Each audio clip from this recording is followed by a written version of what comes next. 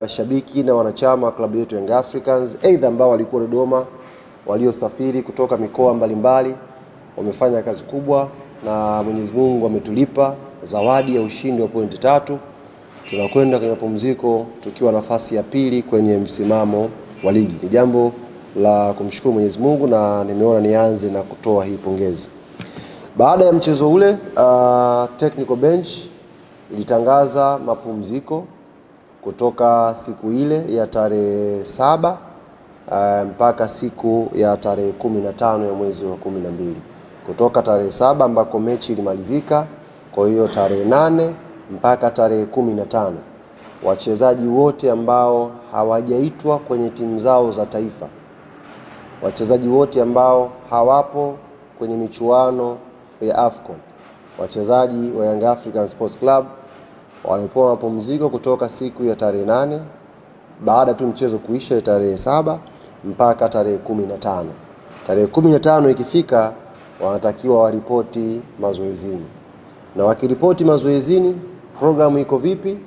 Kiripoti tarehe 15 watafanya mazoezi mpaka tarehe 20. Wakifanya mpaka tarehe 20 patakuwa pana break nyingine kutoka tarehe 21 mpaka tarehe 28. Break hii ya kwanza ni break kwa sababu tumetoka kwenye mchaka wa mechi ambazo zimefuatana. Kwa hiyo tumewapa wachezaji wiki moja hapa ya kupumzika. Tarehe 15 wataripoti kambini kwa ajili ya kuendelea na mazoezi. Ikifika tarehe 20 itakuwa ni siku ya mwisho ya kufanya mazoezi, alafu tarehe 21 tutawaruhusu mpaka tarehe 28. Hapo mnafahamu patakuwa pana sikukuu za Christmas zimeingia hapo.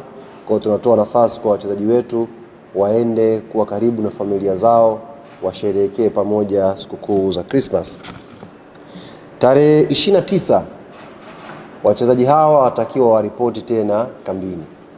Kwa muda wa kula bata tarehe 21 mpaka tarehe 28. Tarehe 29 wanatakiwa waripoti tena kambini. Wakiripoti kambini tarehe 29 ndio wanaendelea moja kwa moja mpaka mwezi wa kwanza. Hatujui mwezi wa kwanza ratiba ya bodi ya ligi nini kitatokea, lakini tunajua na tuna uhakika mwezi wa kwanza Young Africans tutakuwa na mechi ya away ya CAF Champions League dhidi ya Ahli, na mechi itafanyika tarehe 23. Kwa hiyo tunaweza kutokea program hapa pakawa na michezo ya ligi. Hatujajua bado, tunasubiri mwongozo kutoka bodi ya ligi, lakini wakiripoti tarehe 29 maana yake